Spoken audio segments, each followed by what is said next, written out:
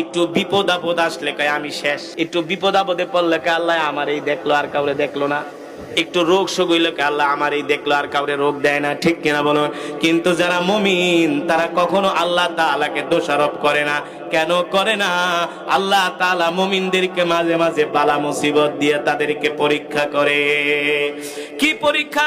ওয়ালা নাবলুওয়ান্নাকুম বিশাইইম মিনাল খাউফি ওয়াল জু'i ওয়া নাকসিম মিনাল আমওয়ালি ওয়াল আনফুসি ওয়াস সামারাত ওয়াবাশশিরিস সাবিরিন।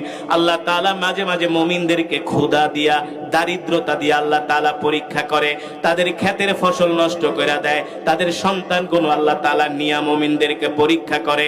আল্লাহ কোরআনের আয়াত নাজিল করে দেখলো কারা মুমিন। লান তানালুল বিররা হাত্তা তুনফিকু মিম্মা তুহিব্বুন।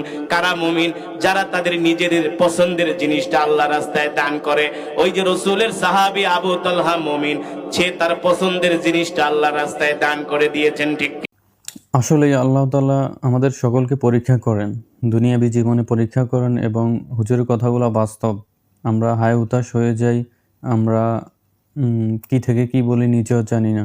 আল্লাহ তাআলা এগুলো আমাদেরকে পরীক্ষা করেন। তো ভিডিও ভালো লাগলে লাইক, কমেন্ট, শেয়ার, সাবস্ক্রাইব করবেন চ্যানেলটি অবশ্যই। শুধু ভিডিও দেখেই চলে যান, আপনারা সাবস্ক্রাইব করেন না। চ্যানেল সাবস্ক্রাইব করবেন, নেক্সট ভিডিওর জন্য ইসলামিক ভিডিও অবশ্যই আপনাদের সামনে তুলে নিয়ে আসবো, শিক্ষণীয় ভিডিওগুলো। ভালো থাকুন, সুস্থ থাকুন।